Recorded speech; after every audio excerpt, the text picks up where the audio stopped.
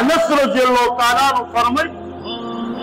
و یو صحابی نبی علیہ الصلوۃ والسلام ترا او تعرض کی دا اللہ پیغمبرہ زما پلانکے پٹے دے او آغا پٹی کی یو دا کجوری ولا دا و آغا زما دی حدود پدی برید کی را روانا دا نو زبرید ترم زویو چی دا ولا زما دی پٹ چراشا پلانکیا دا غونا دا دی پلانکی صحابی پا برید کی را روانا دا آغی دیل دا دیوال تاوی نو داونه پاکستا راځي نو داونه دله ورکه او زه به تاله په جنت کې د دې ذمواري درکړم د دې په بدل کې به دله الله بله ونه په جنت کې درکړي وایي د الله پیغمبره نه یې ورکړي را روان شي دغه صحابي ورته عرض کوي چې د الله پیغمبره چې قیمت یې وایي قیمت به یې ورکړم نه یې پرې خرڅ دغه سړی روان شه ابو دحداح رضی اللہ تعالیٰ عنہ پر مجلس کے ناس آغا و تارس کی دالا پیغمبرہ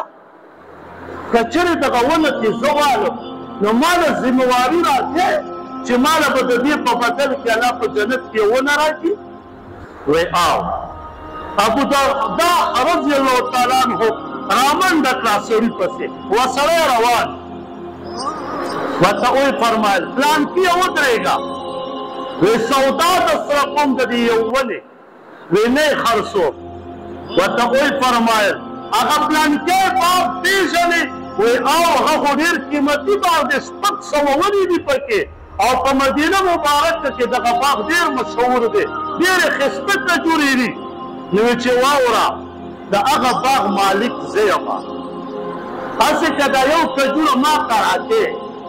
او دغه شپږ سوه کجورې د نبدي په بدل کې درکم تیار یي هغه سړی ورته وایي ولې نه وایي بس